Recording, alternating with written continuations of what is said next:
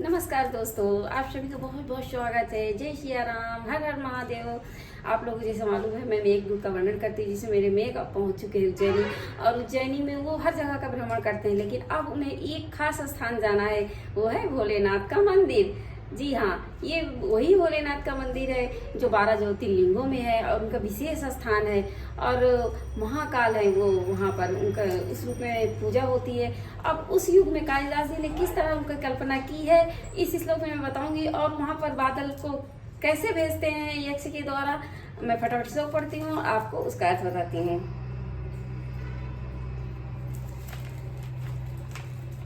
भर्तु कंठ विरति गणय साधनम वीक्षमाणा पुण्यम या स्त्री भवन गुरुर्धाम चंडी सुरस्य दूतो दानम कुल जो गंधीर गंधत्या तोये क्रीण निरति व्यति स्नान रिक्ते मरुद्भी।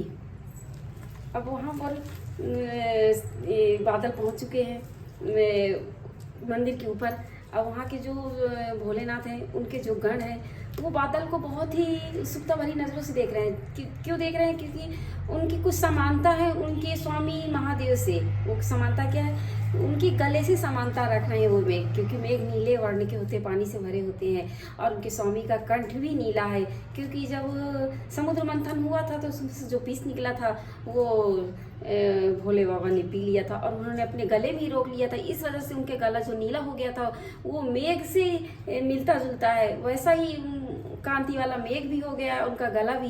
तो ऐसा ही सोचकर वो जो शंकर जी के सारे गण हैं, वो उनको बहुत उत्सुकता भरी नजरों से ऊपर की ओर देख रहे हैं। और अब आगे मैं बताती हूँ कि वो मंदिर ऐसी जगह है कि उस उज्जैनी नगरी में एक गंधवती नदी बहती है, और वो गंधवती नदी में वहाँ की स्त्रियाँ स्नान कर रही हैं। तो उस स्नान करने से वो जो पानी हिलता है, उससे वायु हिलती है, और उस कंपमान वायु से वहाँ जो मंदिर का उद्यान है वो हिल रहा है। ऐसे हिलने वाले उद्यान वाले और सुगंधित उद्यान वाले उस मंदिर को देखना, उस भोले बाबा के मंदिर को देखना। इस प्रकार मैं आगे बढ़ती हूँ और अच्छे और श्लोक इसी बारे में बताती हूँ।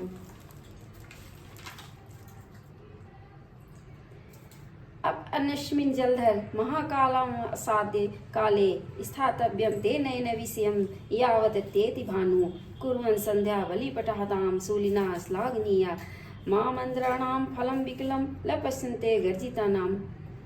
अब यहाँ पर यक्ष कहता है कि आप मंदिर तो पहुँच गए, लेकिन वहाँ पर चाहे जिस समय पहुँचना, सुबह हो दोपहर हो, लेकिन आपको शाम तक रुकना है, जब तक सूर्य वो छिप ना जाए, यानी सूर्य विषयों से जब तक परे ना हो जाए, यानी जब तक हम अपने इंद्रियों से सूर्य को देख सकते हैं तब तक संध्या नहीं होती है। जब सूर्य छिप जाता है तो हम संध्या काल होती है, और संध्या काल की आरती होती है। तो आपको संध्या काल तक रुकना है जब तक सूर्य छिप ना जाए, क्योंकि वहाँ की आरती देखना है जो कि खास है। और उस आरती में आपको गर्जना करके नगाड़े का काम करना है।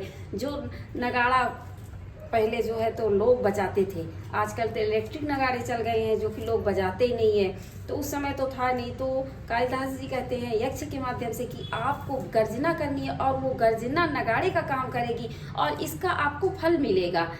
उस फल को प्राप्त करना, इसलिए आप उस मंदिर को जाना और गर्जना करना, और उस परम फल को प्राप्त करोगे आप, जो कि शायद ही किसी को मिलता है। आजकल पहले लोग शंख घंटे घड़ियाल नगाड़े बजाते थे, उनका भी फल उनको मिलता था। इसीलिए शायद कालिदास जी ये शब्द कहते हैं, और वो जानते थे ऐसा इलेक्ट्रिक चल जाएगा तो शायद ये श्लोक बनता भी नहीं।